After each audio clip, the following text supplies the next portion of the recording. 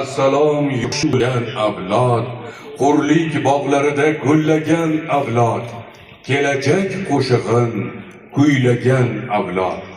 Assalomu alaykum xonimlar va janoblar, muhtaram tadbirimiz ishtirokchilari, ustozlar, ota-onalar hamda yurtimiz kelajagi bo'lgan shijoatli yoshlarimiz.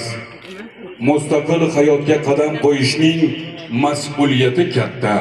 Har jihatdan o'ylab, kelajakni ko'zlab tashlangan odim inson taqdiriga nur va saodat baxsh etadi. O'zbekiston Respublikasi Ichki ishlar vazirligining Andijon akademik litsey bitiruvchilarining "Oq yo'l sizga aziz bitiruvchilar" deb nomlangan tantanali diplom topshirish marosimiga xush kelibsizlar.